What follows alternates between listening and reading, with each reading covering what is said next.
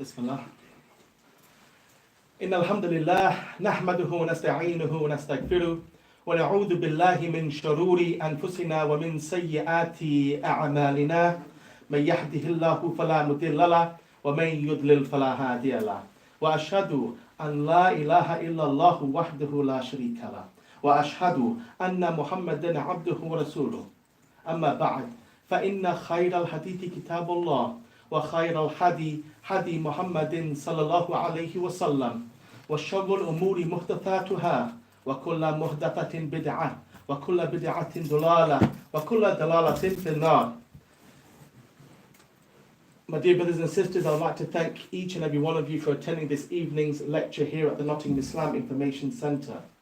Our special guest tonight, Mufti Muhammad ibn Munir from Philadelphia, USA, will be talking about the holy month of Ramadan and how the Salaf Salih had practiced it. The Salaf Salih meaning the righteous generations of Muslims. The Prophet Muhammad alayhi salatu wasalam and his Sahaba, his companions, the students of the Sahaba and the students of the students of the Sahaba. May Allah subhanahu wa ta'ala be pleased with them all. Ameen. Mufti Muhammad ibn Munir had completed his bachelor's and master's degree in the Islamic University of Medina. He has had the noble opportunity to study under many of the well-known shuyukh in our time, including Sheikh Abdul Muhsin Al-Abbad Hafidullah. Despite his concentration in hadith, he has a strong passion to teach fiqh. His classes are known to be very engaging, interactive, full of discussion and lots of Q&A. So we will leave the questions until the end of his lecture. So without further ado, I give you Mufti Muhammad ibn Munir. Jazakallah khair. Assalamu alaikum wa rahmatullahi wa barakatuh. Bismillahir Rahmanir Rahim. Alhamdulillahi Rabbil Alameen. Wa sallallahu wa sallam wa barak ala abdihi wa rasulih. Nabina wa imamina Muhammad wa ala alihi wa sahbihi. Amma ba'd. Thank you very much for the warm hosting, for the invitation, for the brothers being patient, sitting and waiting while we offer Salat al-Maghrib. And I'm sure the same as well for the sisters. May Allah subhanahu wa ta'ala give you both the reward, the spiritual benefit, and the actual fa'idah, the tangible benefit, the piece of information, the knowledge and the science, along with the spiritual blessing, the hasanat. May Allah give you both of that. Ameen. With regards to the topic tonight, how the pious predecessors practiced the month of Ramadan. How the pious predecessors practiced the month of Ramadan. What they did during this month. There lies no doubt. It's a very important topic. It's a very worthy topic, a topic worthy of much time and attention. However, like many other topics, whether it be the name, the actual wording of the topic, or whether it be the actual concept, it needs some tweaking. It needs some adjustments. It needs some fine-tuning from several aspects. First and foremost is what the Salaf did in Ramadan and how they practiced it. Before we go that far, we need to understand how they understood Ramadan and how they looked at it. Thinking, looking, conceptualizing comes before actual movement. And the movement is nothing more than a product and a fruit of the thought. Listen carefully to these words. What the Salaf did in Ramadan is not the first step. The first step should be, must be, and it has to be how the Salaf looked at Ramadan. What did they think about the month, about the time? And then that led to what they did therein, and not the opposite. And many people, they may know this, but they will say what the Salaf did. But it's important to know it and to bring it to light. And if you don't look at Ramadan how they looked at it, then obviously you're going to be tirelessly or without a great deal of fruit running behind them trying to do something that maybe you can't do or maybe you shouldn't do. So what did they look at, or how did they look at the month of Ramadan? That's first and foremost. Philosophy precedes movement. Philosophy precedes movement. And what we mean by the word philosophy, quote unquote, no type of shirk or kufr or Eastern or Western atheist or no. We're talking about fikr, is thought. How you look at something, What do you hold something to be? How do you value a thing? That's first and foremost. That's with regards to the actual wording, how the Salaf practiced Ramadan, how the Salaf looked at Ramadan, how they understood Ramadan, conversely, how they physically practiced it. Another point that has to be brought up and tweaked, and this is not specific to this lecture or this masjid, but many places in the Middle East, they always have this Hal Salaf Ramadan, what the Salaf did in Ramadan. We must understand that, as our brother Harun, may Allah bless him, he gave us a brief explanation of who the Salaf are, who they are, what's meant by that word, as-Salaf as-Salih. But before we get into who they are, we have to understand that the Salaf as-Salih did nothing in the month of Ramadan, nothing more than what they were supposed to do in the month of Ramadan. And before we go to what the Salaf did in the month of Ramadan, we have to understand what the Messenger of Allah did in the month of Ramadan. And what he legislated, what he mandated, what he set down as a rule for this month. And when we talk about the way of the Salaf and the understanding of the Salaf, many people, they become confused. They become confused about what it is and what it isn't. And there's a great deal of controversy and a great deal of debating and fighting on what is their way and what isn't their way. And I humbly feel that one of the best examples, one of the best analogies or similitudes, whatever word you wish to use, which shows you what their way is and what it isn't, what it was and what it was not, is the concept of the daily ritual of eating food. We live in a time, also we live in a place, and there are other countries which are more far ahead than the United Kingdom, with regards to the concept of organic food, the vegan movement, eating foods that are organic, and avoiding foods that have pesticides, preservatives, colors, dyes, all types of artificial things to make the cow fatter, or to make the watermelon without seeds, or to make this thing sit longer and is preserved for a longer period of time. And we have many people to feed. And when I go to the supermarket and I want to buy some grape tomatoes, the grape tomatoes have to be perfectly red. They cannot be too small, they cannot be too big. Me as a consumer, it has to be of a specific color, specific size, specific taste. The industry of food today. So we know that there are many people in this country and other countries that have started a revolution. And there's been many years in this revolution. And that is to mentally and physically fight the poison that is being fed to the people via food. A hamburger is not supposed to look like that. A piece of fruit is not supposed to be that big. A chicken leg is not supposed to be like that of a turkey. It's too big, it's unnatural, it's artificial. And then we have cancer, we have diabetes, we have this problem, we have this disorder, and all of these illnesses and sicknesses that come into our bodies and our minds is because of the food, because you are what you eat. So therefore, instead of the chicken leg being this big, it's only supposed to be this big. And this is how it's supposed to taste. And this is how it's supposed to look when you cook it, when you bake it, when you grill it. The meat is supposed to do that, and it's not supposed to stay like that. Bread is supposed to spoil. When you place fruit upon your table, the flies and the ants should come immediately. Immediately. You have a pineapple, you should smell the pineapple in the kitchen. The peach is supposed to get soft and soggy after a day or two. And it's not supposed to sit there like a plastic ornament. So these people, they have given a great deal of wealth, time, and energy to make this revolution against GMO, genetically modified food, one level or another. So, when we asked the question 20 years ago, 30 years ago, 40 years ago, 50 years ago, 100 years ago, was there a such thing called organic food? Was there a such thing called USDA organic certified? No gluten, no nuts, no this. You get a candy bar or a granola bar or some type of energy bar, and on the back you literally see 6 stamps, 6 certifications, badges of what it doesn't have in it. And the ingredients are very simple. Almonds, chocolate, granola. That's it. Nothing more. But 100 years ago, did this exist? Was there a need for it? 200 years ago, when you read the books of history, was there such thing as a vegan movement, an organic movement? You're shaking your head. You're saying, no. Why not? Why wasn't there a thing called GMO versus organic? Why not? Why didn't it exist? Why is it relatively new? Anybody know the answer? Anybody have a guess? Shortage of food. Shortage of food. It's not the answer. Technology.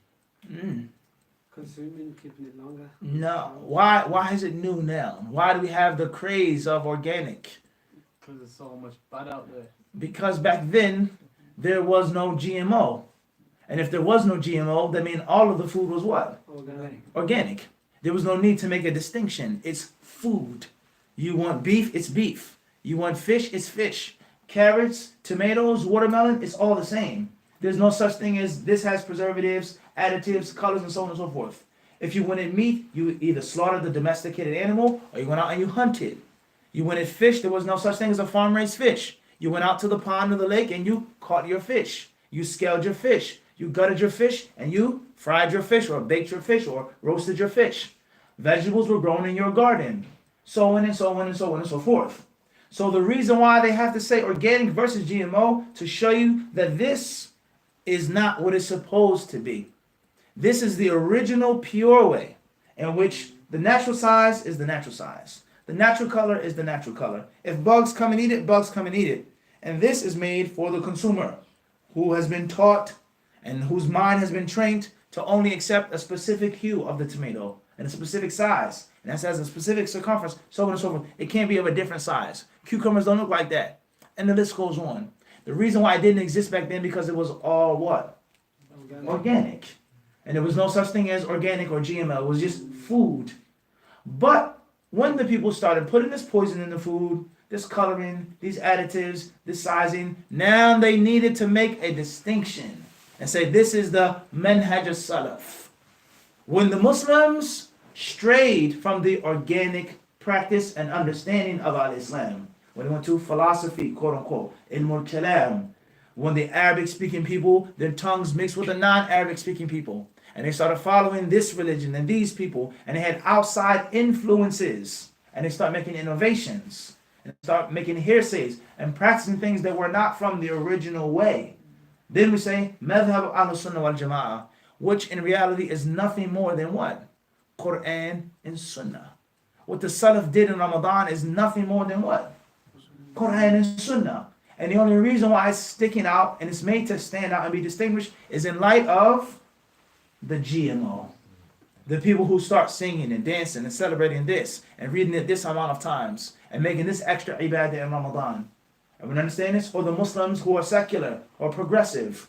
Ramadan, you come, you pray, you make Tarawih, and then that's it. There is no actual tangible ibadah. The laws of the Sunnah aren't applicable. The non-Muslims come to the masjid, they have iftar with us, we eat together, we all get along. And we say, no, that wasn't the hal salaf fi Ramadan. Everyone understand this? But in actuality, if there was no deviance or deviation and other groups and innovations, then there would be nothing special called what? Madhab al-Salaf. There would just be what? Islam. There will be Quran and Sunnah, like food. Everyone understand this concept here? Everyone understand the concept I'm trying to make here? Is that there is no such thing as organic food if there's no what? GMO. It's just natural food. Everyone understand this? So oftentimes people, they think that the way of the Salaf is some type of foreign or exotic way, which is some type of an extra super way. And that's grossly wrong. Rather, the madhab al-Salaf is holding fast to the organic way. Nothing more.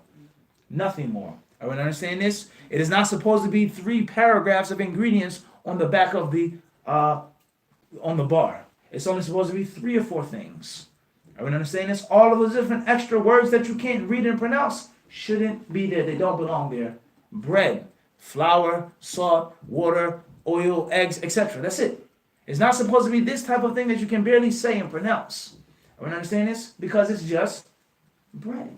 So what the Salaf did in Ramadan is a manifestation of the Quran and the Sunnah. It's nothing extra or super or different or exotic or foreign. They held fast to the Quran and the Sunnah. They took the advice of the Quran and the Sunnah. They understood, they appreciated, and they respected the Ramadan in light of the Quran and the Sunnah. A month in which the Quran is sent down. What more could you want? What are we supposed to do in this month? How lazy are we supposed to allow ourselves to become? How much should we push ourselves to work hard in a month in which the kalam of Allah was sent down to the human beings? The salvation of mankind was decreed and determined in this month. That's the hal of Salaf fi Ramadan, is that they understood this.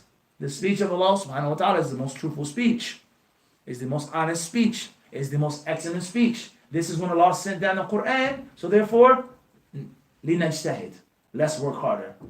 Jibreel alayhi salatu wasalam met the Messenger of Allah sallallahu alaihi wasallam every night in Ramadan. That has to mean something. Laylatul Qadr is where? In Ramadan, so that has to what? That has to mean something. Everyone understand this? As we read last night, the Messenger of Allah sallallahu alaihi wasallam kana ajwad an-nas. He was the most generous of men. And when Ramadan came, he was what? Even more generous. So that is why we find this athar, and this athar, and this companion, and this tabi'i spending all of his wealth, and giving all of his money, and allowing his brothers to come over his house and take his whole sack of gold coins and give it to the orphans, because they understood and they respected the what? Quran and the Sunnah. And if it wasn't for the different groups and the different incorrect ideologies, then there would be nothing special called what? Madhhab al-Salaf. Just like food. If it wasn't for GMO and the industry of the food, there would be no need for food to be called what? Organic. It would just be chicken, tomatoes, potatoes that grow from the ground. That's it. Everyone understand this concept or not? And it's very dangerous if you don't get this concept and thinking that it's something extra and above and beyond. طيب. The next point with regards to the title, the way of the hal of Salaf in the month of Ramadan, is that the hal of the Salaf in Ramadan was nothing more than a reflection of the hal of Salaf in Sha'ban and in Shawwal and in other months. They prayed at night. They fasted in the daytime. They would stand up. They would read the Quran. They would travel. They would seek ilm. They were kind to their neighbors. They were upright. They were honest. They were courageous. They weren't like us, in which we don't know the masjid except for Ramadan. We don't know the Quran except for in Ramadan. We don't know Qiyam except for the month of Ramadan. That wasn't the hal of Salaf. And they went from being great to being elite in that month. Many of us are barely performing our necessary duties as Muslims. And then when Ramadan comes, we say, hal of Salaf in Ramadan. And we're barely struggling to perform the basics. So that's a problem. So the Salaf were the best of the best. As the Prophet ﷺ says, that the best of people, he says, is my generation. And then those who come after them, and then those who come after them. And then he told us of the change, how things would change. There will be people who will give the shahada before they're required and requested for the shahada. There will be people who will be given the trust and they'll be treacherous. And he says, and there will be people, وَيَكْفُرُ فِيهِ وَالسِّمَنِ, and obesity will be widespread among them. Obesity will be widespread among them, meaning it's nothing wrong if you're naturally obese or if you have you're big. Everyone's not skinny like me. It's not a sin. But the ulama of Islam, they say the secret in this hadith is to show that they are ashab dunya. They will be afflicted and affected by the worldly life, by overeating and by less ibadah, less ijtihad, less getting up and moving, in which a person would presuppose would be what? Thinner or in better shape. Thinner and better shape. As we have in certain countries in the world today, in which people that are obese or people that have a lot of meat on their bones are considered to be royal. It's a sign of nobility. It's a sign of royalty. When a man wants to marry a woman, he won't marry a thin woman. He won't go after a woman with the Western standards of a supermodel or a beauty queen, but he wants a woman that is fat. And that's because her being fat shows that she's what? She's well taken care of. And she's not starving like the rest of the country is starving. She's not in the fields working. She's not a laborer. She sits down and she's put through luxury from breakfast until dinner. So the ulama of Islam, they say that's the secret of the words of the Prophet ﷺ. وَيَكْثُرُ فِيهِمْ. He says there will be abundant obesity among the Khalaf, among the generations after the Salaf, because they have more dunya. And they're more inclined towards the worldly life. Similar to what the Prophet ﷺ said, that there will come a time in which my hadith reaches one of you, وَهُوَ مُتَّكِوٌ عَلَى عَرِكَتِهِ شِبْعَانٍ. He's sitting back, reclining on his bed or his couch, his sofa, and his belly is full. And he will say, مَا وَجَدْنَا فِي كِتَابِ اللَّهِ تَبَعْنَاهُ. Whatever we find in the Quran, we will follow, but not the hadiths. They say the secret behind the Prophet using that word shib'an, him being full, is that he's a person of dunya. And him eating so much and relaxing and sleeping so much is one of the reasons behind his mental perversion. Him rejecting the hadiths comes from him wanting and loving the dunya so much. And that wasn't the state of the what? Of the Salaf Salih. So the Salaf Salih, they did nothing more than manifest the Quran and the Sunnah in this month. The Salaf Salih, they did nothing but hold fast to the pure way when other Muslims wanted to experiment new ways and sought guidance and ways of understanding the deen through other civilizations and other cultures. And this is a historical fact. A historical fact. The Arabic language, how strong it was in the early days and how weak it was in the later days because of the mixing, because of the culture mixing. And the people had to take it back to the Hal Salaf. And that's why Al-Mutaqaddimin, the earlier scholars of hadith, before the later scholars of hadith were affected with usul al-fiqh, and affected with kalam, and affected with this aqidah, and affected with mutawatir and ahadith. So Imam Ahmad Bukhari, they didn't know these things because their study and practice of ilm hadith was totally what? It was organic. And they didn't have a special name and title for it because that's how it was. That's how it was. So these muqaddimat, barakallahu fikum, these introductions are extremely important, not just pertaining to Ramadan, but pertaining to any aspect of the religion. The aqidah of Islam, the orthodox creed of Islam, the aqidah of the Salaf Salih is nothing more than what? Quran and Sunnah. That's it. As it's supposed to be understood. In its literal, pure, organic sense. That's it. And this group, this Imam, he brought up a new way of deducing aqidah. He brought up a new way of understanding what this verse means. A new way of interpreting the Quran and what it speaks about Allah's attributes and Allah's names. And it really doesn't mean this, but it really means this because of something else. I secluded myself for 90 days. I secluded myself for 9 years, 9 months. And then revelation came to me. I was enlightened and I was inspired. We should do this and we should say that. And those who stuck to the original way, they say, no, that's false. We're upon the aqidah of the Salaf Salih, Ahl Sunnah, Ahl Hadith, Ashab al Hadith, which in reality was nothing more than what? Qala Allah, Qala Rasulullah.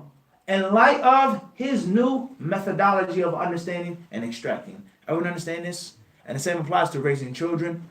The same applies to giving da'wah. The same applies to dealing with rulers. The same applies to any issue of Islam. Madhab Ahl Sunnah fi kada. Manhaj al-Salaf fi kada. How do they deal with this situation? And that scenario. And many people, speakers, and people who are spoken to alike, they think or they feel that it's something different. And that's wrong, as we've just proven. And that's very misleading. That's very misleading. And oftentimes people, they over-romanticize things. And they make it seem like it's something different or new. But in actuality, it's nothing more than what's in the what? The Quran and the Sunnah. Last but not least, the last introduction is to understand is that when you read the athar of the Salaf Salih, you will find, and the truth has to be said, many things that they did which would outwardly seem to be in opposition to certain things from the Quran and from the Sunnah. Which would outwardly seem to be in opposition to the Quran and the Sunnah, such as finishing the Quran in a specific period of time. What is the fastest that you're supposed to finish the Quran? Can you finish the Quran in a day? Can you finish it in 2 days? Can you finish it in 3 days? Can you finish it in 5 days? Every 7 days? Every 10 days? Or once a month? What did the Prophet say about making khatam? And there lies no doubt you can find many athar that Fulan would finish the whole Quran in 1 night. Fulan would finish the whole Quran in 2 days. Fulan will finish the whole Quran in 1 day. And those are not the words of what? The Prophet ﷺ. In which he forbade people to make a khatam in such and such amount of days. Are we understand this concept? Or fasting. The Messenger of Allah ﷺ, he forbade fasting some ad-dahr, to fast every single day. The Prophet ﷺ, he forbade people to do more than the fast of Dawood. The Messenger of Allah ﷺ, he forbade people to fast until they harmed themselves. And that's why he said, لَيْسَ مِنَ الْبِرِّ الصِّيَامُ فِي السَّفَرِ. He says it isn't an act of piety to fast when you're traveling. It isn't an act of piety to fast when you're traveling, meaning, and you're thirsty, and you're hungry, and you're tired, and you say, I want to fast. And you find many athar in which this person from the Salaf Salih, he would fast until he would pass out. He would fast until his tongue became black. He would fast until kada. He would fast until this. What did the Messenger of Allah say with regards to making money, with regards to working with our hands, with regards to putting our trust in Allah? The bird leaves the nest with an empty stomach. It comes back to the nest with a mitanan, a full stomach. You find many athar of some of the tabi'een, they wouldn't work. They would stay at home and the rizq would miraculously come to them. You find many athar in which some of the tabi'een, they refuse to take medicine. They refuse to go to a doctor. They refuse to do ruqyah. They refuse to do anything. Is that what the Prophet said? Did the Prophet ﷺ say, seek a cure as long as it's not haram? Did the Messenger of Allah himself get the ruqyah? Did he not do the ruqyah? وهكذا. So you have to understand that the madhab of Salaf is one of two things. And this is extremely important. It's ahad amrain, as Shaykh al-Islam ibn Taymiyyah and others have established. Number one, what's meant by madhab of Salaf is al-ijma', consensus. All of them agreed upon the interpretation like this. All of them agreed this is how it should be done. And if it isn't consensus, then it is a naqlul mustafid. It is the report that is the majority of them. 75% of them all said this. And there were a few companions who did otherwise. There were a few of the Sahaba who did otherwise. But this naql is mustafid. It is so widespread. Kunna naqulu, kunna naf'alu, kana fulanun. He would give the khutbah and he would say this, and no one said anything about it. It is widespread as if it's ijma'. As far as the opinion of one Sahabi, the view of one tabi'i, what one person did, he would make the salah, listen to the Quran, and he passed out and he died. La yuqalu, you don't say that's what? Madhab al-Salaf. It's to pass out when you hear the Quran. Abadan. That's not the madhab al-Salaf to fast every single day. It's not the madhab al-Salaf to make wudu and wash your feet 7 times, as Abdullah ibn Umar used to do. It's not the madhab al-Salaf to put water in your eyes when you make wudu, as Abdullah ibn Umar used to do. Abdullah ibn Umar was from, no doubt, the ulama of the Salaf, the Sahaba, the prolific narrators of hadith. He would follow the Prophet in every single thing that he did. Where the Messenger of Allah relieved himself when he wanted to make a hajj, that's when he would go and relieve himself. Do you say that that's now what? Madhab al-Salaf? No. That's madhab of Ibn Umar. And what did the other companions do? Did they do the same? Did they agree? Not necessarily. So people didn't make a capital mistake of taking one athar, one statement, 2 reports, and then saying it's what? Madhab al-Salaf, madhab al-Sahaba, madhab of the Tabi'in. That's wrong. And that applies to fasting, that applies to Tarawih, that applies to reading the Quran, that applies in standing up at night and not sleeping with your wife, not breaking your fast, not making suhoor. That applies to all of those statements which are in contradiction to the words of the Rasul, who encouraged suhoor, who says, I sleep and I pray, I'm married, so on and so forth. So an individual isolated athar is not the madhab of Salaf. The madhab of Salaf is that which they have agreed upon unanimously, or that which has become widespread, and most of them did. If you don't have one of those 2 things, you cannot attach any act of ibadah, you cannot attach any understanding to the what? To the Salaf al-Salih. And the same thing applies today with regards to the ulama. One scholar says something, they say, it's the way of the ulama. You have a problem with one scholar, you disagree with him, you say something, say you've disrespected what? The ulama. That's wrong. That's a mistake. A person says, I hate all of the scholars of Islam. That's one thing. And I don't think a Muslim would ever say that. I think that's totally hypothetical. No Muslim would ever say, I hate all of the scholars of Islam. No one would say that in their right mind, in their right state of Iman. I have a problem with this sheikh specifically because of what I've seen and what I think that he has done. I have a problem with this sheikh because of my dalil, so on and so forth. I'm a student of knowledge. I'm not on his level, but I have the right to disagree. I have the right to disagree because I am a student of knowledge. I have that haqq. No one can take that away from me. Just like you have the haqq to differ with Abu Hanifa and say that he's wrong in an issue. Are you more knowledgeable than Abu Hanifa? No one is going to claim that. What did Imam Shafi'i rahimahullah ta'ala say about the people being in debt to Abu Hanifa's fiqh? Whether they agree with him or not. But they're in debt to his fiqh. And they would say about Abu Hanifa, he says, munqati al-nadhir. No one came close to his ability to deduce whether they agree with him or what? Or not. That's not the point. The point is that Abu Hanifa rahimahullah, without no difference of opinion, you can never get the knowledge that he had. And you easily and simply will do what? Openly differ with him and say that he's wrong. You're not an imam, but you differ with Abu Hanifa. So the same applies to a student of knowledge who differs with a what? A scholar. I don't agree. I think he's erroneously wrong. 100%. That's your haqq. As long as you have your proof and your evidence. And that doesn't mean that you disagree and you hate and you warn from what? All of the scholars. That's wrong. That's a khata. So we have to understand these usul ilmiya, these scientific principles, before we can even get into the topic at hand with regards to what they said and what they did in the month of Ramadan. Khairan, inshallah. That's the only thing I want to mention with regards to these introductory principles, which are extremely important for every single Muslim, especially the student of knowledge, and especially for the one who reads the athar of the Salaf al-Salih. Moving forward, we want to read, inshallah ta'ala, a few statements which prove what I've just said about how the Salaf looked at Ramadan before they did anything, but how they understood it and how they appreciated it and valued this tremendous month. I want to read from the famous book, the iconic book, Lata'if al-Ma'arif of Hafidh bin Rajab rahimahullah ta'ala. He says, وذكر أبو بكر بن مريم أو ابن أبي مريم عن أشياخه أنهم كانوا يقولون إذا حضر شهر رمضان فانبسطوا فيه بالنفقة فإن النفقة فيه مضاعفة كالنفقة في سبيل الله وتسبيحة فيه أفضل من 1000 تسبيحة في غيره. وقال النخعي صوم يوم من رمضان أفضل من 1000 يوم وتسبيحة فيه أفضل من 1000 تسبيحة وركعة فيه أفضل من 1000 ركعة. These two statements here will shed a great deal of light on the principles that I just gave you.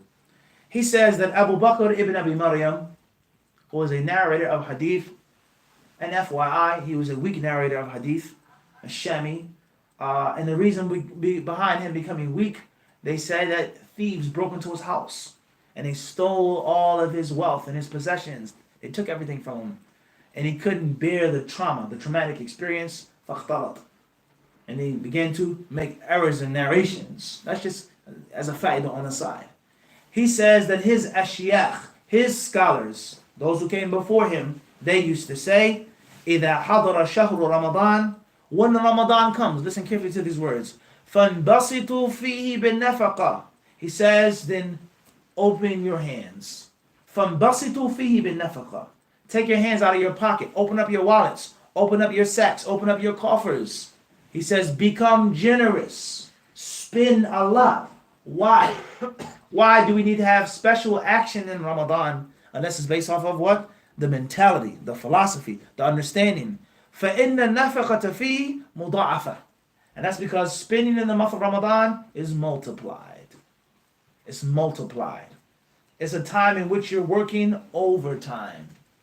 8 hours is now equal to 16 hours. You're getting paid what? Double.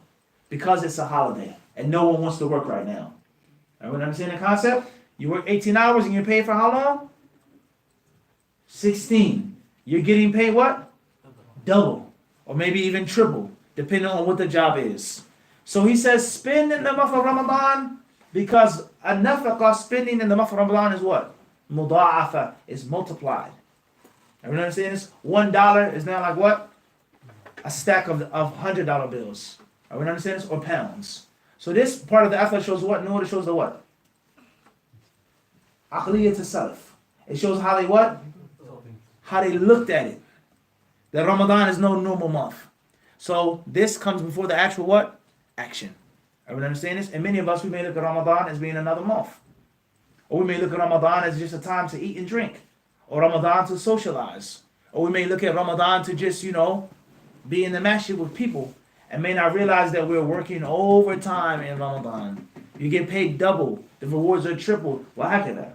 He then says, the month of Ramadan, nafaqah is multiplied like nafaqah is multiplied in the cause of Allah.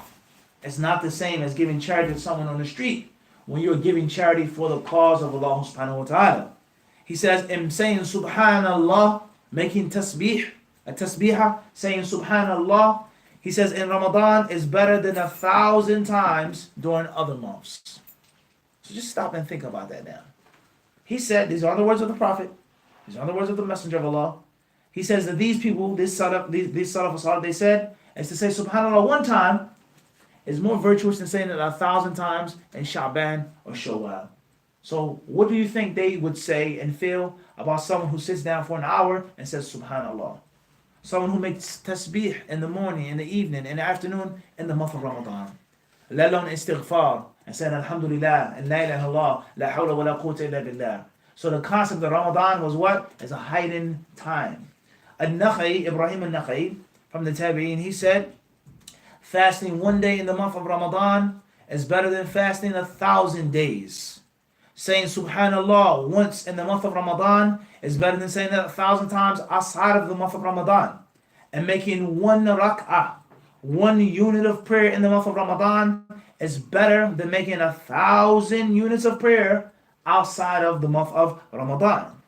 Moving forward, summarizing the speech, Ibn Rajab, rahimahullah ta'ala, he says, قال بعض السلف طوبى لمن ترك شهوة حاضرة لموعد غيب لم يره. He says, those who conquer their lusts, those who don't fall into the immediate pleasures because of the unseen, something that they cannot see with their eyes, Tuba says congratulations, or say cheers. I take my hat off to you for leaving off that which you see because of that which you what? Don't see. That is tremendous. I have abandoned something that I see because of something that I what? Don't see. And that's the exact opposite of the atheist mind. We can't see God, so that means it doesn't exist. And that which does exist is science. The universe is natural because of science. And that which we have not understood and comprehended, we reject. Exactly as the Quran says. They reject that which lam yuhitu bihi. They haven't what? Encompassed. They themselves acknowledge the fact that theories are evolving. And science is constantly growing. And people make discoveries what? Every day. However, we know for sure that God doesn't exist. That's for sure. The universe, how this planet came, is Pluto the name of a planet or not? We understand this? You know the planet Pluto? There was a lawsuit just filed by the descendants, the grandchildren of the man who discovered that planet, because they debunked his discovery. They said there is no such thing as Pluto. That planet doesn't exist. Your grandfather was what? He was wrong. But when we were growing up in school, there lies no doubt you learned about what? Pluto. And there was no ikhtilaf that Pluto is a planet. And now in the modern times, they say what? Akhta, he made a mistake. Wahima. There's no Pluto. There's no such thing. So God doesn't exist because we don't see him. God doesn't exist because there are Jews, Muslims, Christians, Buddhists, and Sikhs. And if there was a real God, he would have told us the one true religion. That's what he said in the debate. But the science that is evolving, that's based off of the theories of men, that is yaqeen. That's the exact opposite of how the Salaf Salih will look at these things. Moving forward, Ibn Rajab rahimahullah ta'ala, he then says, with regards to the concept, he says, وَلِهَذَا جَعْلَ رَسُولُ اللَّهِ مِنْ عَلَامَةِ وُجُودِ حَلَاوَةِ الْإِيمَانِ أَنْ يَكُونَ طَيِّبٍ. We don't want that right now. Moving forward, Ibn Rajab rahimahullah ta'ala, he gives another example of how the Salaf Salih looked at this month and how they considered this month. وَقَالَ بَعْضُ السَّلَفِ أَهْوَنُ الصِّيَامِ تَرْكُ الشَّرَابِ وَالطَّعَامِ. Listen to these words. He says some of the pious predecessors said, meaning based off of what they what? Believed. Based off of what they what? Understood, their philosophy. They said the easiest fast is avoiding food and drink. أَهْوَنُ الصِّيَامِ, the easiest fasting is not to eat and not to drink. And that is oftentimes the exact opposite of what? Of us today. We look at it, that is fasting. That's fasting. It's to avoid food and to avoid drink. Cursing, swearing, doing the haram acts, dressing in an impermissible way, not making the prayers, all the haram that we normally do, fighting and arguing, that's what? That's normal. And that's very unfortunate. And the same applies to the concept of food. The worst sin is to eat meat that's not halal. Riba, shaving of the beard, tabarruj, no worries. But you cannot eat from McDonald's. And they don't understand that that's the ahwan, that's the easiest and the slightest of the problems. Eating an animal, flesh of an animal that was stunned or shocked to death or electrocuted is of no comparison to riba. Is of no comparison to a woman leaving her house every day and she's mutabarrija. is of no comparison of you disobeying the explicit words of the Messenger of Allah sallallahu alaihi wasallam. The ulama of Islam differ on certain issues with regards to meat. None of them differ with regards to riba being from the kaba'ir. None of them differ that tabarruj is haram. None of them differ that it's haram to shave the beard. None of them differ that it's haram not to make the prayers.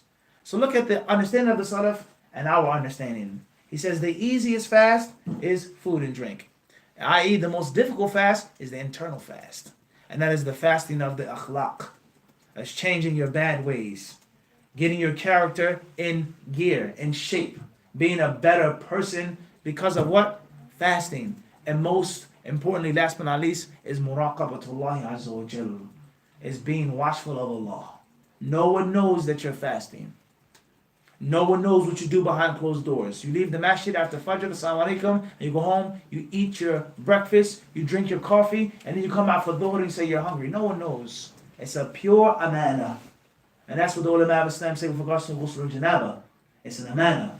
You taking a shower after you become junub is a secret between you and Allah subhanahu wa ta'ala.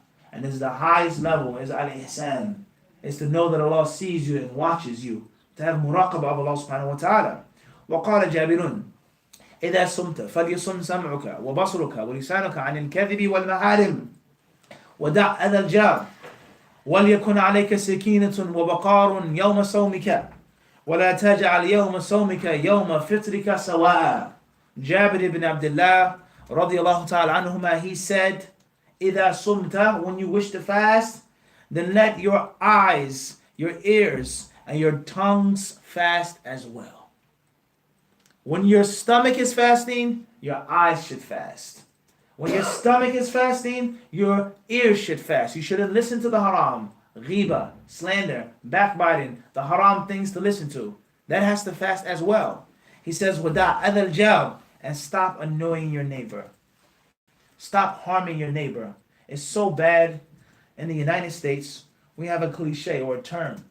And we say the worst thing to do is to rent from a Muslim. The worst landlord to have is a Muslim landlord. And the worst neighbor to have oftentimes is a what? It's a Muslim neighbor. And which they won't have a problem throwing their shoes in front of your door. They won't have a problem playing loud things at night. They won't have a problem with garbage and rubbish. They won't have a problem with your water being off, or with the hot water not working, or the walls aren't painted, or this problem. So inshallah, brother, inshallah I'm going to get it fixed. Inshallah. And then inshallah turns into a day, 3 days, a week, a month, and the next thing you know you just give up and you quit. And you're used to the heater being like that, or used to the window being like that, because you're begging him to get it fixed. And then if you say, well, I'm not going to pay you rent, then it's astaghfirullah, it's haram, you have to pay me rent. But a non-Muslim, there is no inshallah. There is no astaghfirullah. There is a contractual what? Agreement. I shall not pay you rent if this is not fixed in such and such amount of days. And they respect money because they worship it. So it's sad. So many Muslims, they harm their neighbors. They annoy their neighbors and they don't care. And the same applies to, unfortunately, the city of the Messenger of Allah, Medina. You find some of the worst neighbors, some of the most inconsiderate people live in Medina with regards to the neighbor. And then they say, Ramadan Kareem, Ramadan Mubarak, I'm fasting, and you're harming your neighbors.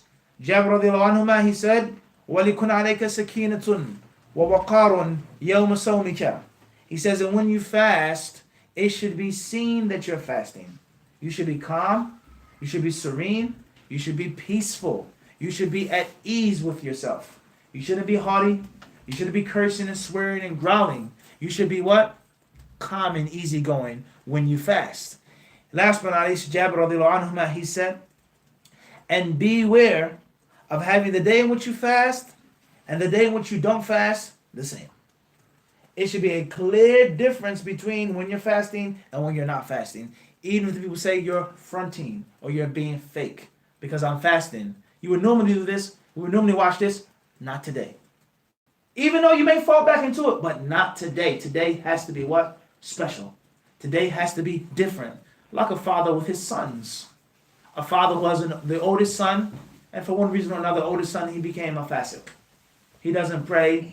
He didn't get married. He didn't finish school. He's a loser in life.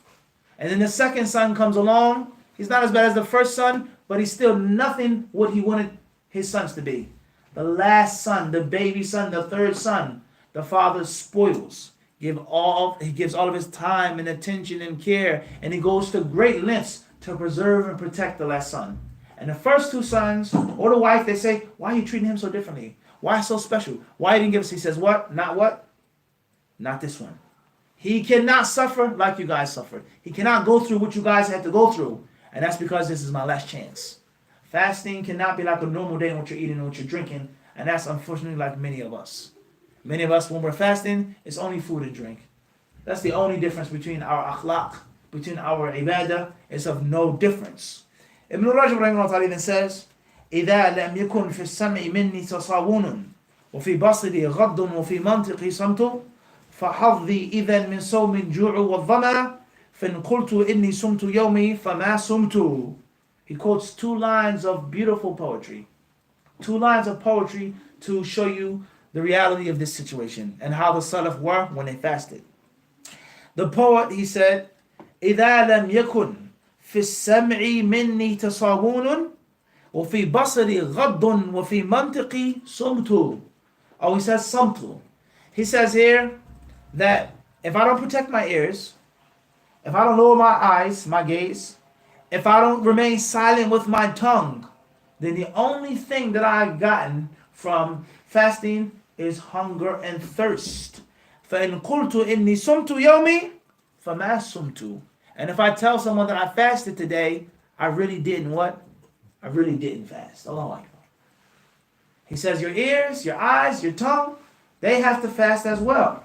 And if that isn't the case, then you're only hungry and thirsty after 30 days. And if you told the people that you fasted in the month of Ramadan, in actuality what?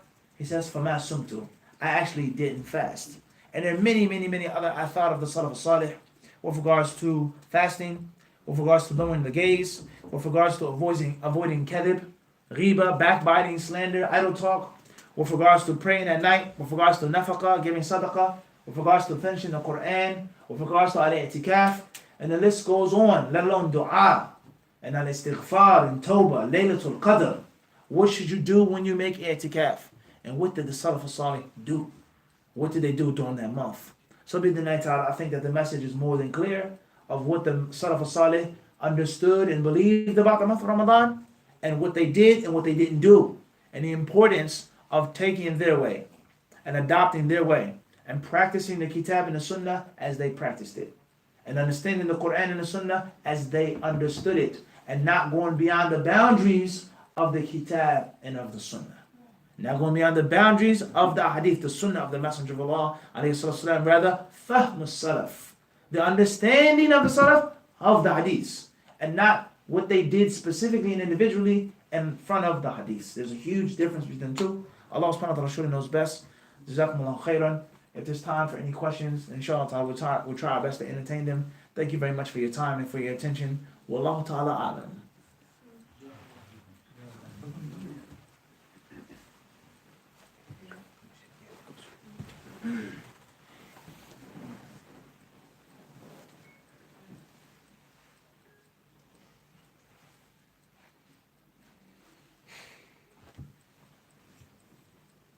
Are there any questions, brothers? Questions from the brothers and from the sisters on the topic or off the topic? I'm your guest. Inshallah, we'll try our best to entertain them. Fadl akhi. Okay, Mufti, regarding the last 10 days of Ramadan itself, how did they go about the importance of doing it in the Masajid? How did the Salaf go about it? Because I'm presuming some didn't have the chance to do it, you see. With regards to al-i'tikaf, what was the position of the Salaf Salih regarding that i'tikaf? How did they go about it, so on and so forth? As I just said and explained in the lecture, the Salaf Salih did nothing extra in the last 10 days besides what the Prophet did. And the Prophet ﷺ is quoted, he says, what? Shadda mi'zarahu. When the last 10 days, إِذَا دَخَلَ عَلَيْهِ الْعَشْرِ, when the last 10 days came, he did what? He fastened his izar.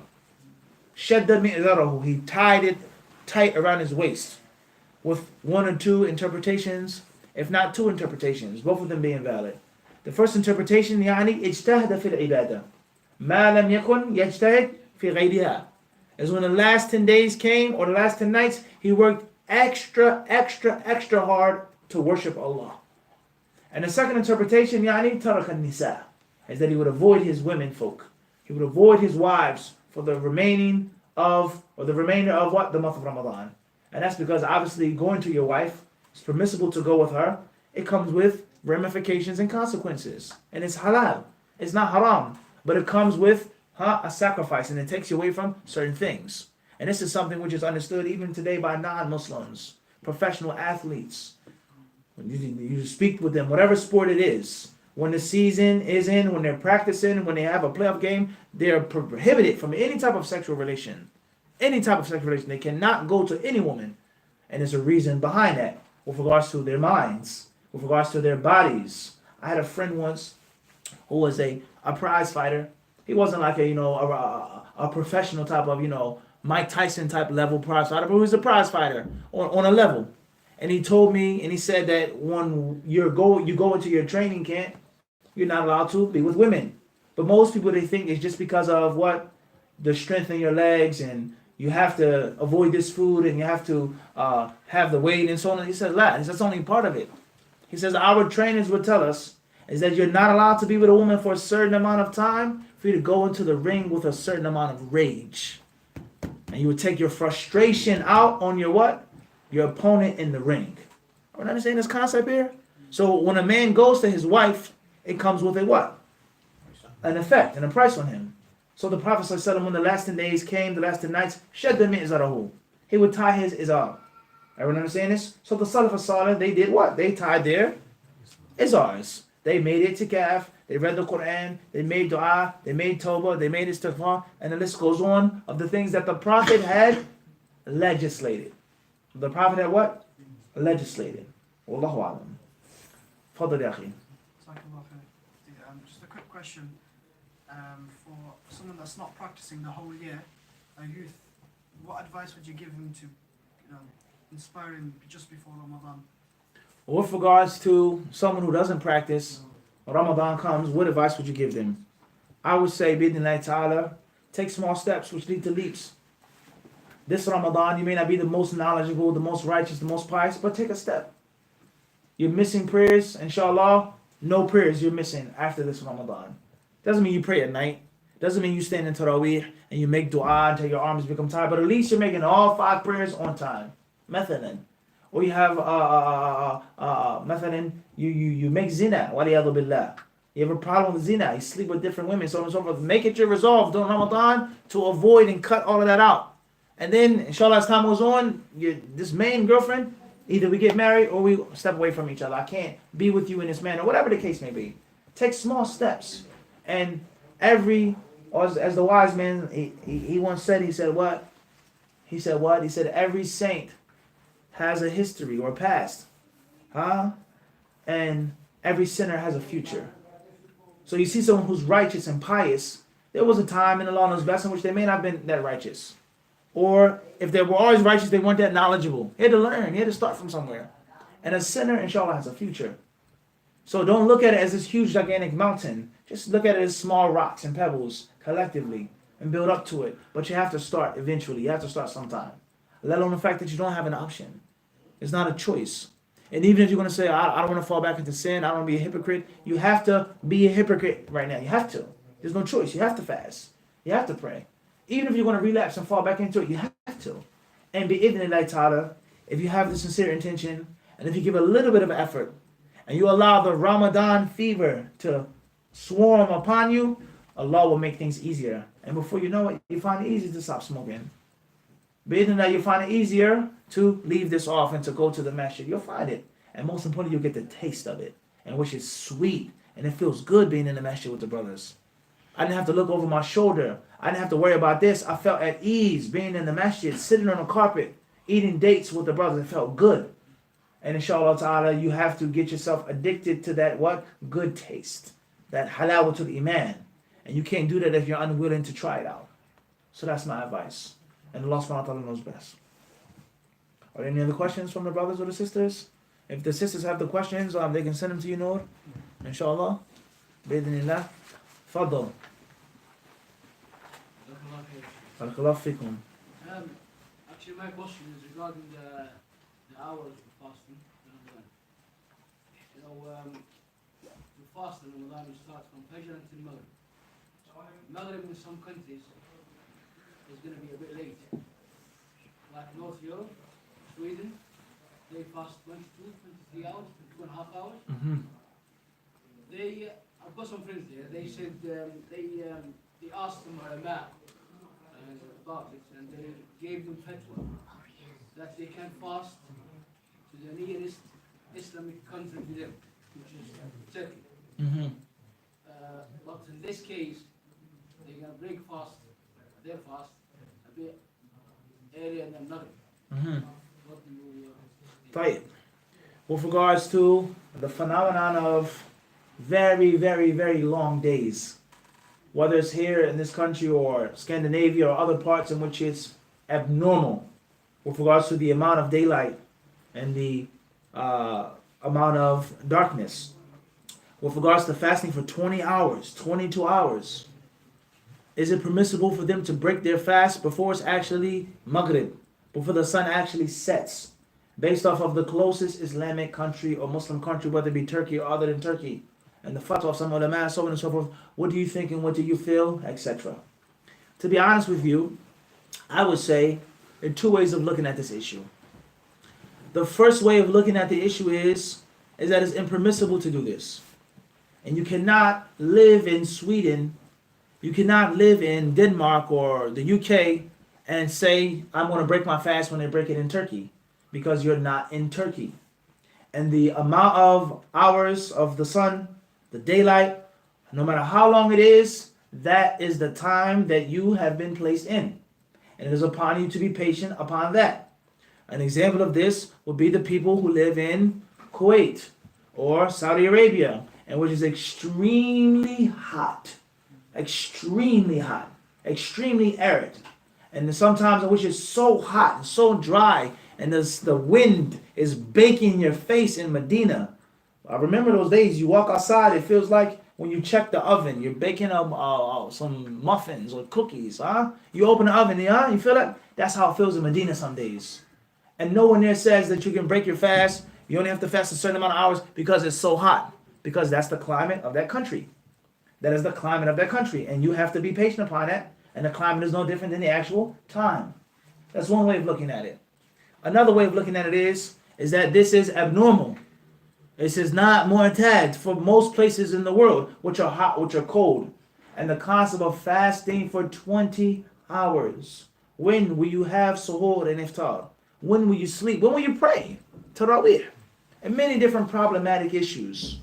So therefore, some ulama, they may possibly say that even though the sun has not yet set, they have a rukhsah to break their fast based off of a certain or specific amount of hours to the aqrab al-bilad al-islamiyya or al-muslima, abir bima shit. Whatever you want to say, Islamic country, Muslim country, etc. The current state of the world today. Is there an Islamic country, al-muhim, in which the majority of the people are Muslims, and there's still a lot of Islam there? So from one aspect, looking at the reality of the situation, the haraj, the difficulty, and most importantly, that that's shay كأنه نادر. كأنه نادر. والأصل هو الشيء المعتاد. لا نادر. Something which is rare and unique and abnormal is not necessarily the default ruling. So Allahu Alam, if they've received this fatwa from some scholars and they believe that to be the truth, it's one thing. And if a person is patient, and if a person bears sabr upon it, then of course that's ahwat, and that's aslam wa abra li dhimma. Because the concept of you breaking your fast and it's daytime. It's daytime. Last but not least, once there was a Muslim that I met from Alaska, and they told us about these types of phenomena in which it is dark for such a long period of time. And the ulama of Islam, they say about the 5 daily prayers is that there is no Maghrib hasn't come in or Asr hasn't come in, but you make a taqdir. You make an estimation of the closest country, and they base this off of the hadith of the Dajjal, in which he will be with them for how many days? How many days will the Dajjal remain on the earth? What would his days be like? One day like a what? Yeah. One day like a, one day like a, and the rest of the days like? And what did the companions ask the Prophet ﷺ? How will we make the salah therein? It says tuqaddirun, make estimation. So bidnillah ta'ala, Allah knows best. It could go both ways, wallahi. It could go this way, and it could say no, that people have to fast, they have to be patient upon that. Like the example I gave of what? Saudi Arabia, which is so hot. But that's Saudi Arabia, and that's the climate, and that is the nature of the weather. And you can't say, no, we can shorten our fast, we can drink water. No, because that is what is normal there. So Allahu A'lam, it could go what? It can go in either of the two directions. Looking at the maqasid of the Sharia, all right? And the concept of a sawm, and what is sawm? Ta'abbadan Allah bis sawm. Allah has placed this ibadah upon us, which there is some type of hardship. And the Prophet ﷺ, he himself has acknowledged it. The Hadith al-Qudsi is mentioned, that is acknowledged. That the wala famu as-saim, the wala khalufu fam as-saimi atyabu 'inda Allah min rih al-misk. The bad smell of the one who's fasting is more pleasing to Allah than that of musk. So the Sunnah is clearly affirming is that there's what? Hardship, there's difficulty, and there's something which is abnormal. Your breath is not supposed to what? Smell like that. But because your stomach is void, the gases, the air, etc. So that's my opinion, Wallahu Alam, is that Allahu Alam, is that it could possibly what? Go in either of the two directions. And on the other side as well, the longest days they're going to be in Norway, which is 22 and a half hours. And the shortest days they're going to be in Argentina, which is 8 hours this year. So if somebody from North decided to go to Argentina to fast, is that acceptable? Clear. He's from North. Perfect. A person says, I'm going to make hijrah just for Ramadan. There's nothing wrong with that. It's permissible to travel in the month of Ramadan. There's nothing wrong with that. However, two last things.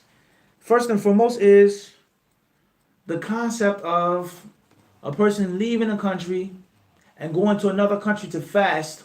But what are they doing in their original country? What's your madhab in Norway? Do you believe it's permissible to break the fast even though it's still light? Or are you doing all 20 hours?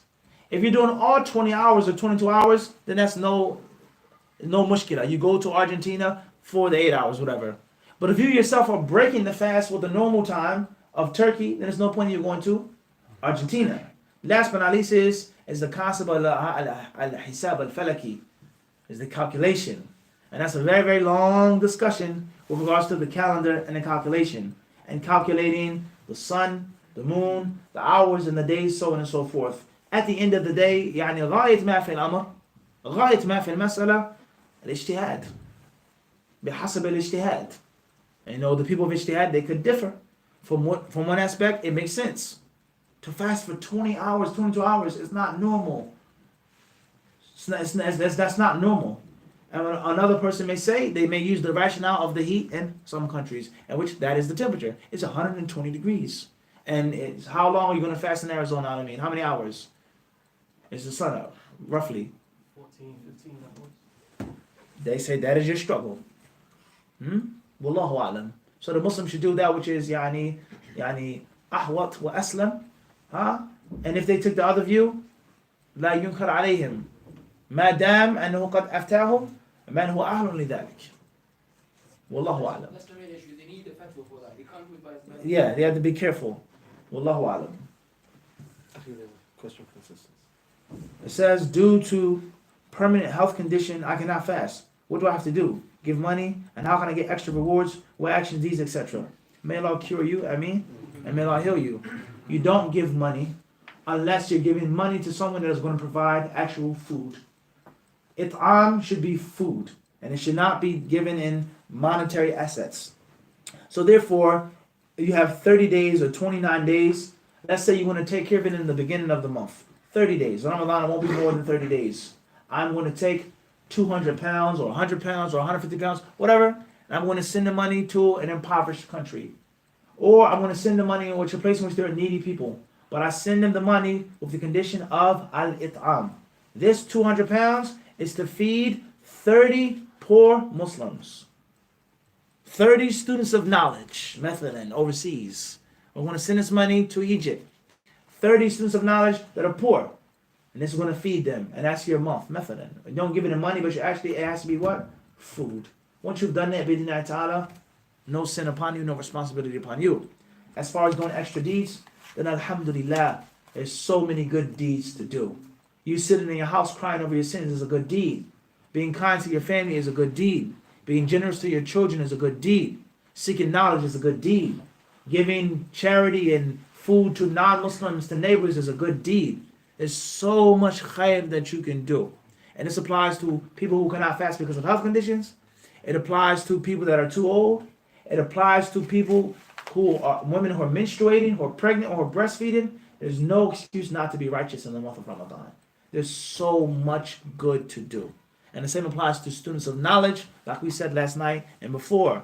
When you are in the UK, you're not overseas, you're waiting to get accepted to the University of Medina, put in your AirPods and listen to the fatwa, listen to the ahadith, listen to the Quran. You can study with Sheikh Uthaymeen, Ibn Baz, Albani, and they have all died. And you can take their knowledge that has been recorded. There's no excuse, I can't study in the UK, I can't study, I'm waiting to go overseas. Nah, abadan. There's no way in which you can't learn and benefit. Are there distractions, so on and so forth? Of course. But that can be the same with regards to Medina. So give sadaqah, give charity, make istighfar, make tawbah, feed people. There's so much that you can do in the month of Ramadan, even though you aren't fasting. Please go back to the lecture that we did last night with regards to the virtue of Ramadan, even without what? Fasting. See the importance of that now? That Ramadan is a virtuous time, even if you're not fasting. And fasting is virtuous even if it isn't in Ramadan. And the highest tier is when you're fasting in Ramadan. But a menstruating woman that cannot pray, there's no excuse for her not to be righteous. There's so much khair that she can do, even though she's not making a salah.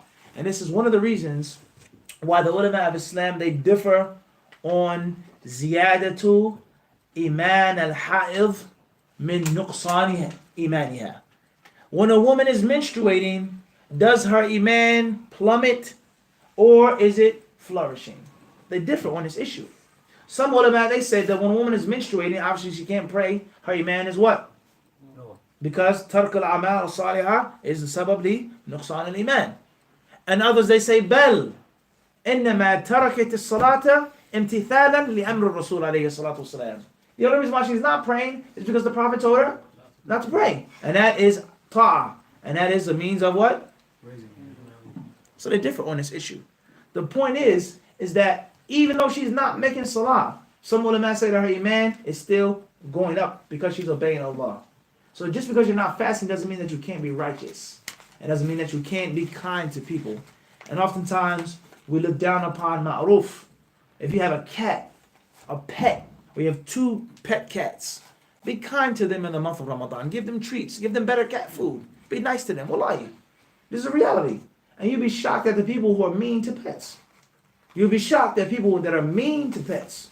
Non-Muslims love dogs. Do all people treat dogs the same in New York? I mean, how many dogs they kick and beat and abuse?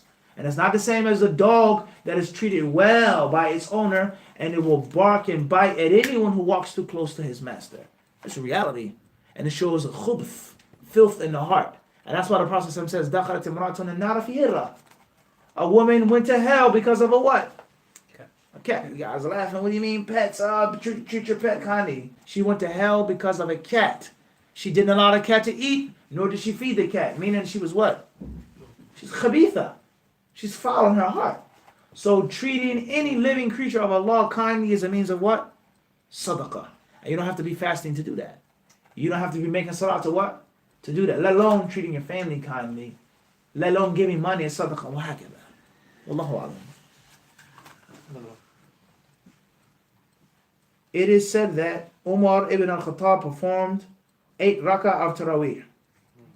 What is the difference between the 8 rak'ahs and the 20 rak'ahs? It's a very long issue among the people of knowledge with regards to, is it permissible to make more than 11 rak'at / 13? But in actuality, the 13 rak'at are not the Tarawih. It's 11 rak'ah with the 2 from the Sunnah of Aisha. Is it permissible to make 11 and only 11, or is it permissible to make 15, 20, 40, etc.? All right? At the end of the day, the Messenger of Allah والسلام, the clear sunnah is that he would make 8 along with 3, 11. And some narrations say 13, meaning the 2 for Salat al-Isha, and the narrator mentioned it altogether, 13. That's the sunnah of the Messenger of Allah sallallahu, and that is the best thing to be done. That is the best thing to be done. Is it a bid'ah to make 20? That's a different level of discussion. Is it a bid'ah to make 20? That's a different level of discussion. Al-Muhim, if you're the imam of the masjid, make 11. Al-Muhim, if you're making tarawih in your home, make 11.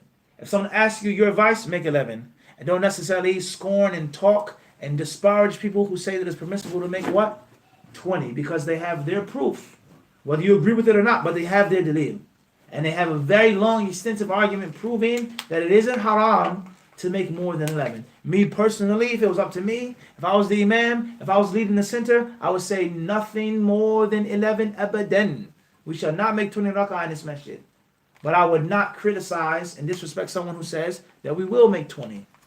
Wallahu alam. Yes, sir. Sheikh, just to add to the previous question about a person who cannot fast due to an illness. I've heard some scholars that also when a person is ill at the time that he can fast, then he'll fast in the shorter days in the winter.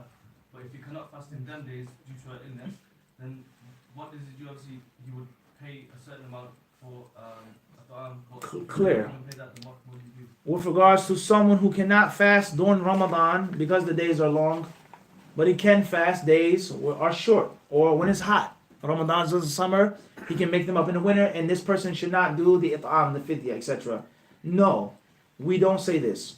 And that's because what do you say when Ramadan is in the winter? He can't make the fasting when it's cold and short days, and when the summertime comes, what is he going to do? And what disease or terminal illness, which is so magical and mysterious that it only comes in Ramadan and goes away what? After Ramadan. It doesn't work like that. So what's meant by sickness is the sickness which is terminal, a chronic illness. Allah is the one who cures. But in most cases, the illness is going to stay with you for the rest of your life. 9 out of 10 times. People don't come back from this illness. You can fight the cancer.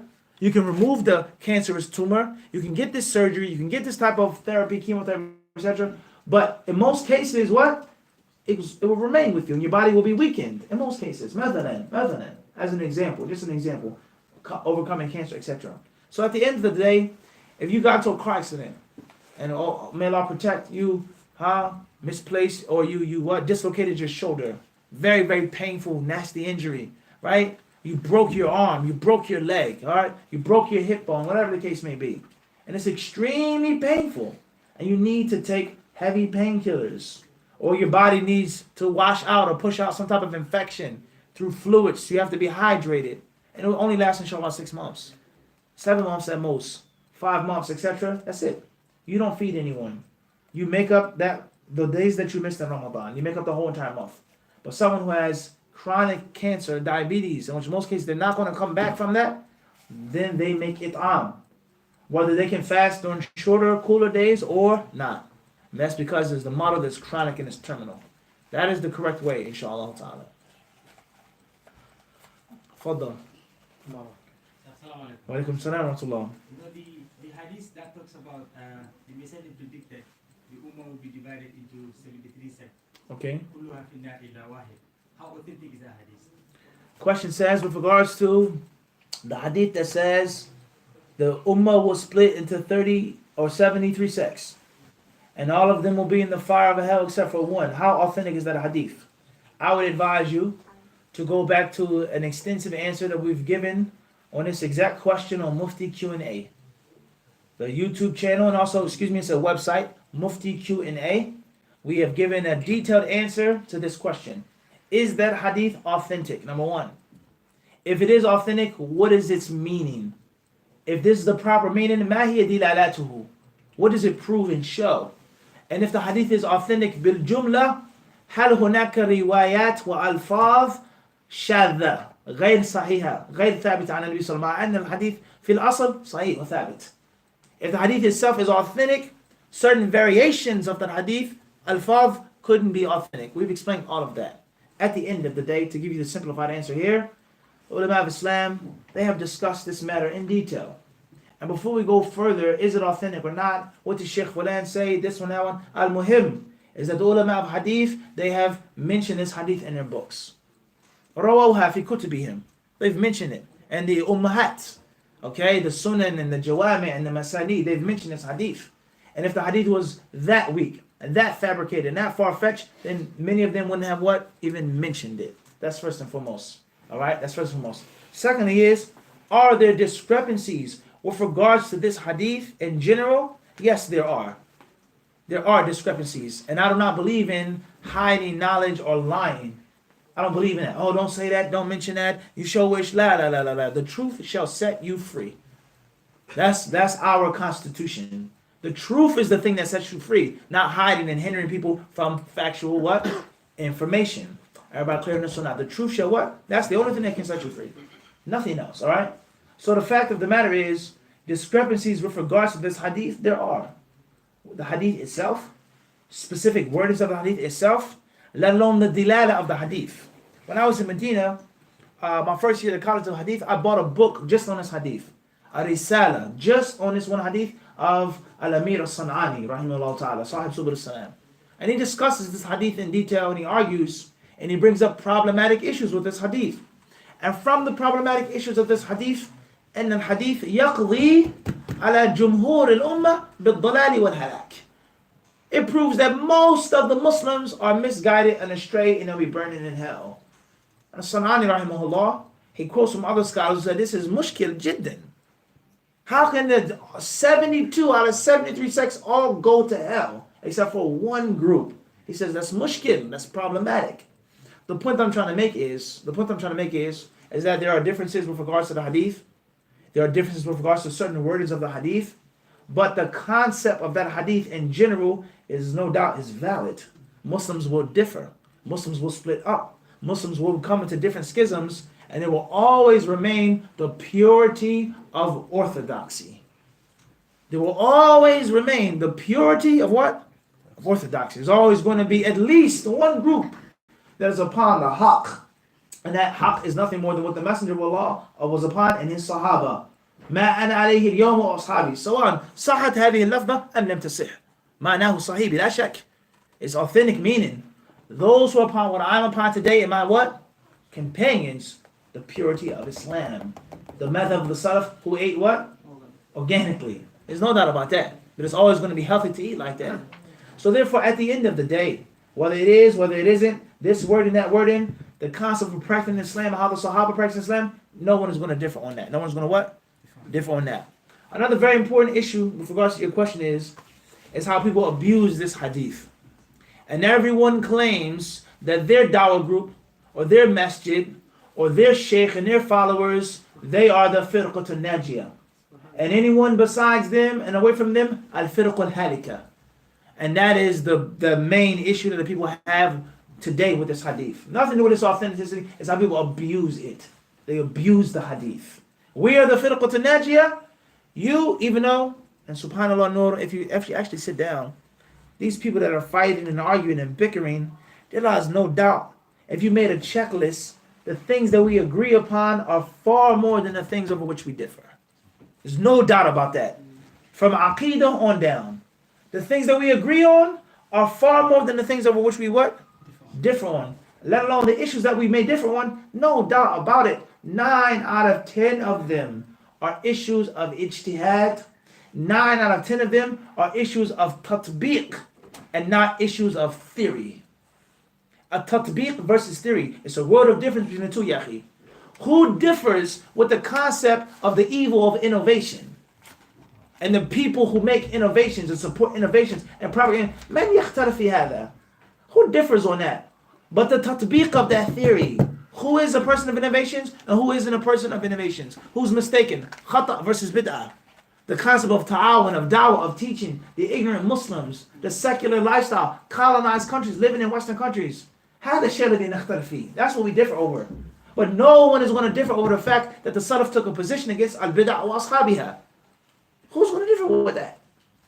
So oftentimes people, they live once again in this fantasy world and they abuse this hadith with other hadiths.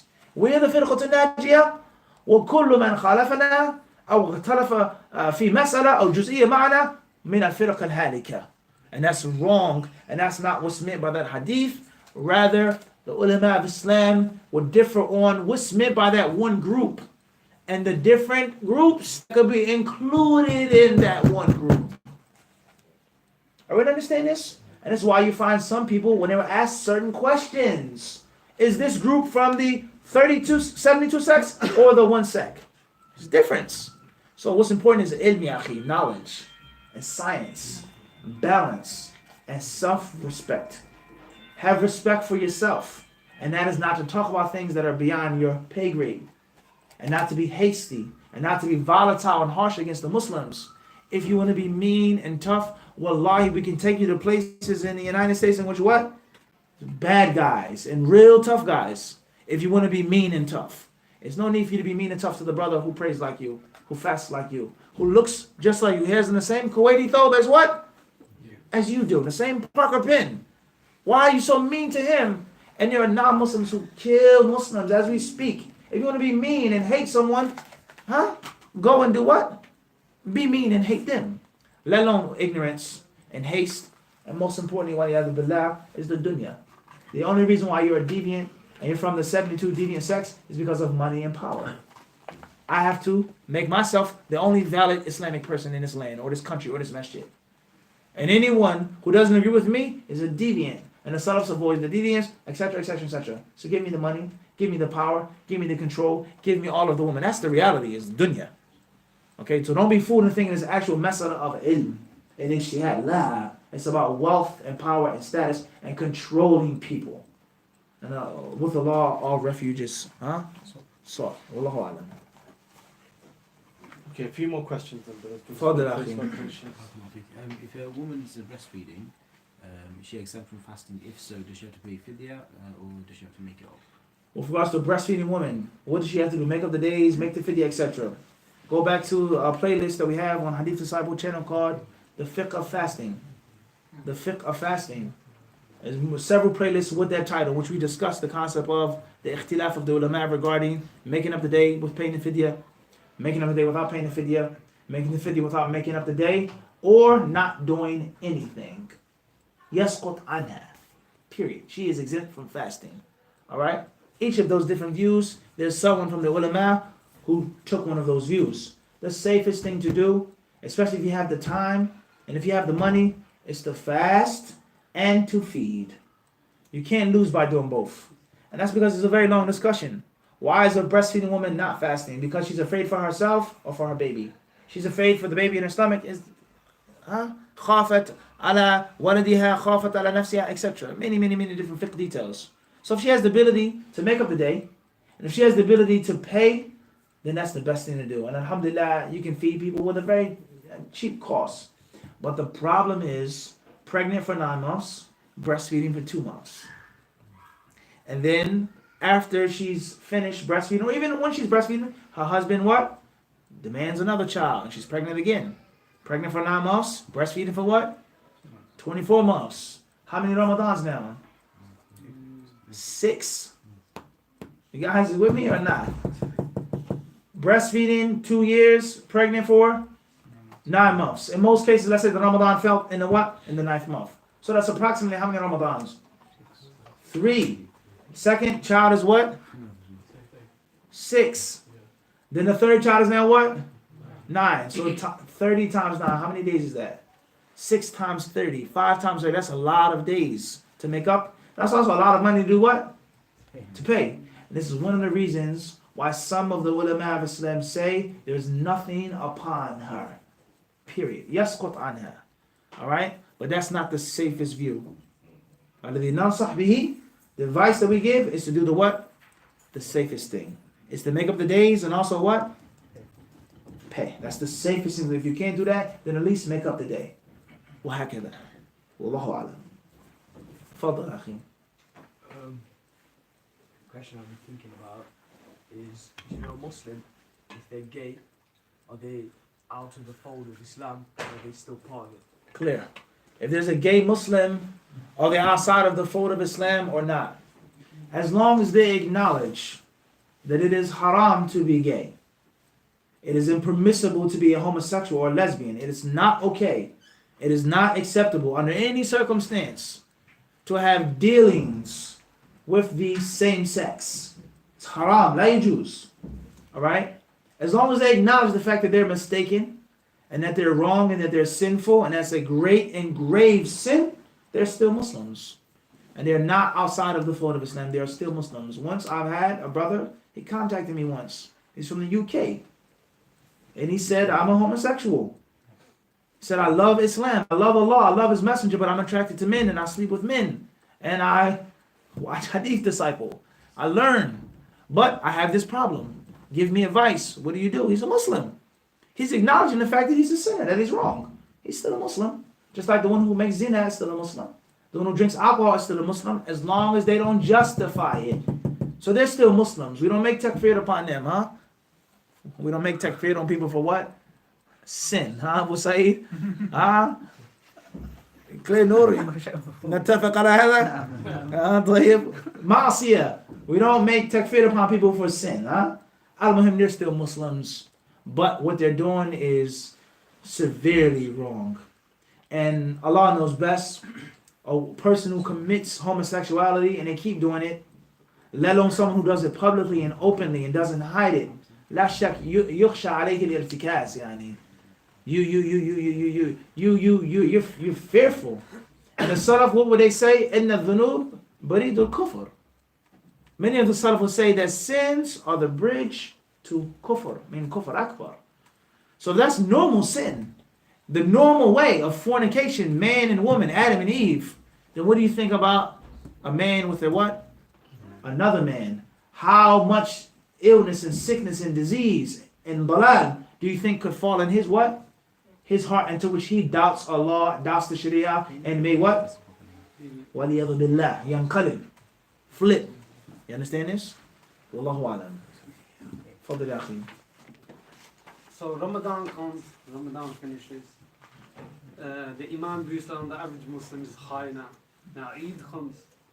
How did the Salaf celebrate Eid? And for us Muslims in today's generation, how should we go about it? Play it.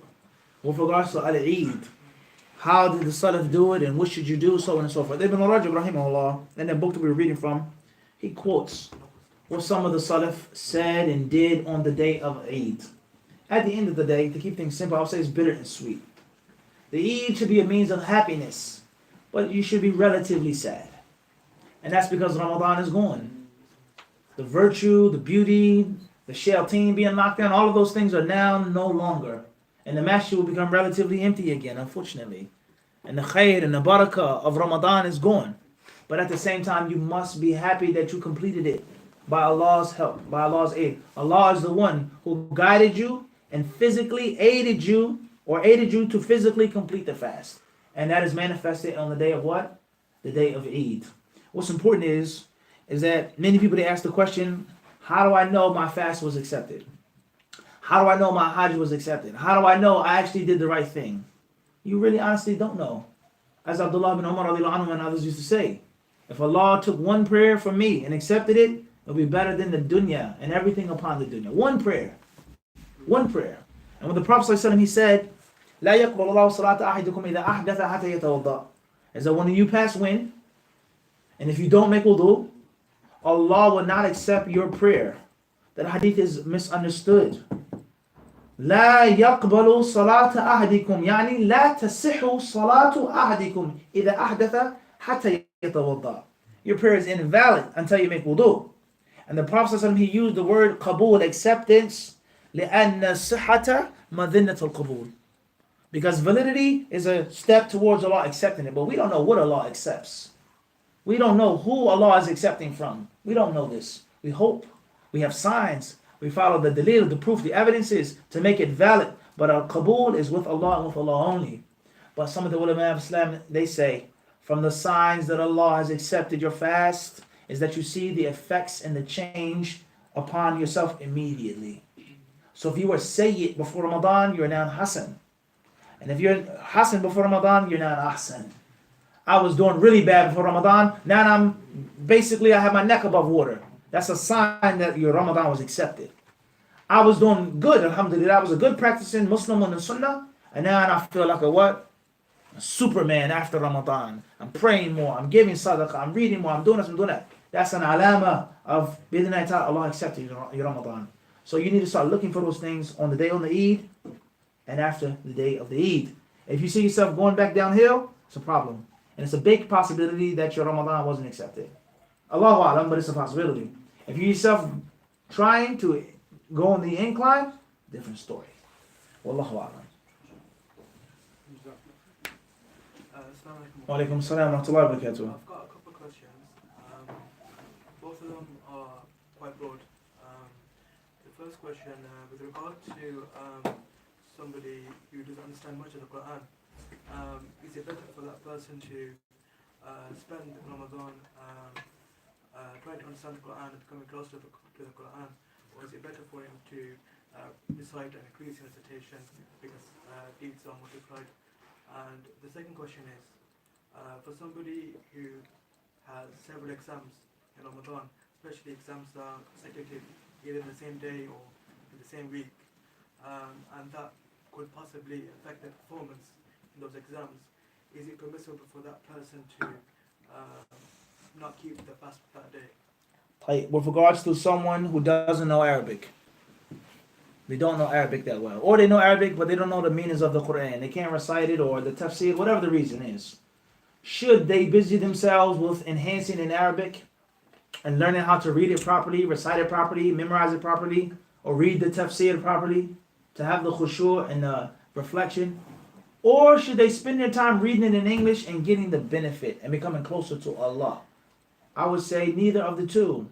Do a mixture. Whether it's 50-50, 60-40, 70-30. I have 10 hours in Itikaf, for example. 10 hours. Okay? I'm going to spend 7 hours reading the English. Reading Riyadh al-Salihin. Reading things which affect my heart and my mind. And I speak English.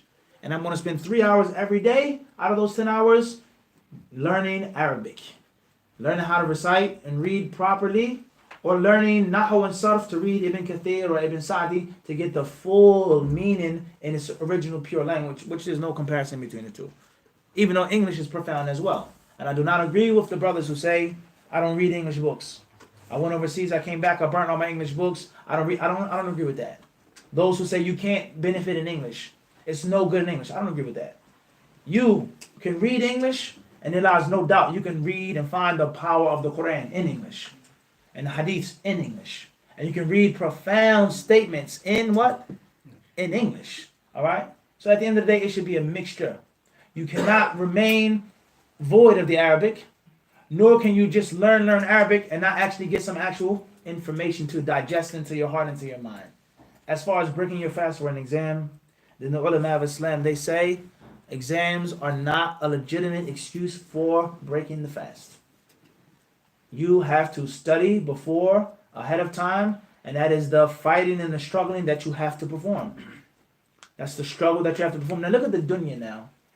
Some of the great athletes, whether they were Muslim or not, had some of their greatest games when they were ill, when they were sick. Hakeem Olajuwon. I'm making this about Alameen. The non-Muslims would interview him, and they would be amazed, and they would give him respect for him playing NBA games, playoff games, doing what? Ramadan, and he still was the dream. Even though he was fasting. Michael Jordan, the famous, infamous what? Flu game. How many points did he drop? He was sick, he was ill. So you have to rise to the occasion. And you can't say, I can't play because I'm sick. Or I can't take this exam because I'm fasting. Nah. First of all, you shouldn't be a cram crash studier. You should have the information, what? Aforetime. And bi'idhnillahi ta'ala, seek Allah's help. Put your trust in Allah. You're hungry. You may have a little bit dry mouth. It's not going to tell you to take the exam. And I guarantee, bi'idhnillahi ta'ala, if you took the exams and one day and you're fasting and you're hungry, and if you do well and you pass, you will feel amazing afterwards. You say, Alhamdulillah, Allah gave me the success to knock out that exam. And I did better when I was fasting than when I ate my breakfast and had my tea and I had my coffee. It's a reality. And oftentimes, the most concentration that you have is when you're hungry. And that's why Imam Ahmad, rahimahullah ta'ala, he was asked, أَيُرِقْ قَلْبُهُ وَهُوَ شِبْعَانٍ? He says, can a man's heart be soft and his belly is full? Can a man eat a lot and have a soft heart? Imam Ahmad says, La urahu. He says, I don't think so. He says, I don't think it's possible for a man's belly to be full and his heart to be soft at the same time. So oftentimes the hunger and these things, they give you a heightened level of what? Concentration. Wallahu a'lam. Okay, just take one last question from the young man here. So basically, you know, in school, when you're doing your SATs in year 6, they say that you can't fast since it's in May when Ramadan is. They said you can't fast when one of my other ustads said that I can fast if I want, but I'm not sure. Listen to the other ustads. Fast, inshallah.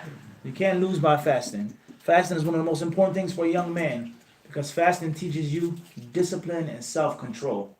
And if you have discipline and self-control, by Allah's permission, you can be whatever you want to be when you grow up. Literally. Discipline and self-control. So fast. And then get yourself, are you still fasting what? Right at your age. How old are you? 10. You're 10, mashallah. At perfect age, you should start. Inshallah. And Allah knows best. Jazakumullahu khairan. Sallallahu alaihi wa sallam wa barak. Ala abdihi wa rasulihi nabina wa imamina Muhammad.